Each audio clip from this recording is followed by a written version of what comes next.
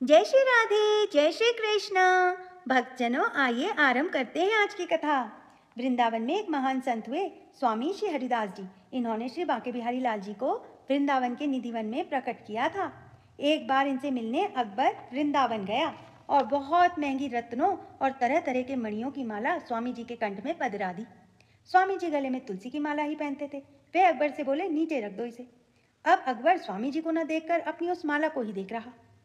बस वो यही सोच रहा कि कैसे भी करके स्वामी जी को ये बताऊं कि इस माला में एक नग कितने का है, जिससे स्वामी जी को ये अंदाज़ा लग जाए कि पूरी माला कितने की होगी।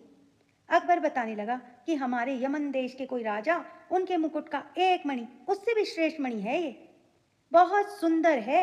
अगर कभी स्वामी जी से पहनेंगे तो आनंद आ जाएगा स्वामी जी को भी और देखने वालों को भी। और वृंदावन तो गांव है, यहाँ इसकी कीमत कौन ही जानेगा। ऐसी बातें करने लगा स्वामी जी के सामने बैठकर। हाँ, पर अगर दिल्ली से कोई आया तो तुरंत इस माला की कीमत समझ जाएगा और कहेगा अद्भुत है। स्वामी जी उसकी बातें सब समझ रहे थे। इतने में वन में से एक हिरन निकल करके आया और बैठ गया स्वामी जी के पास।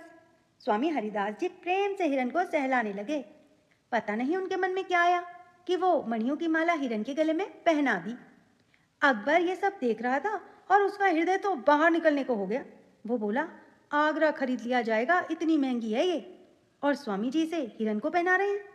इतने में हिरन ने हिरन के झुंडों की आवाज सुनी और वे उठा और सीधे जंगल में प्रवेश कर गया। अकबर तानसेन को बोलने लगा, ये क्या हो गया? तुमको पता है कितनी महंगी माला थी और वो जानवर को पहना दी और वो जंगल में भाग भी गया। वह सोचने लगा, अगर नहीं पहननी थी तो वापस ही कर देते, अपनी किसी बेगम को ही पहना देता। स्वामी जी बोले, ए इधर आ, बहुत देर हो गई तुझे सुन रहा हूँ।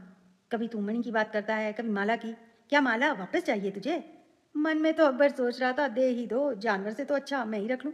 अब स्वामी जी ने एक राग गाया और जैसे ही उस राग की ध्वनि प्रकट हुई, असंख्य हिरण निकल करके जंगल से बाहर आ गए और सबके गले में एक सी वही मणियों वाली माला।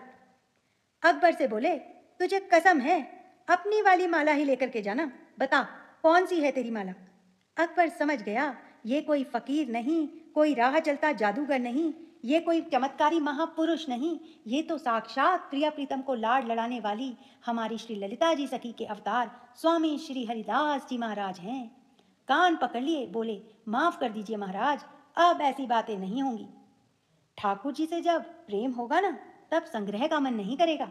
श्री बांके बिहारी लाल की जय। जय हरिदास। आज की कथा बस यहीं तक। जल्द मिलते हैं एक नई कथा के साथ। राधे राधे।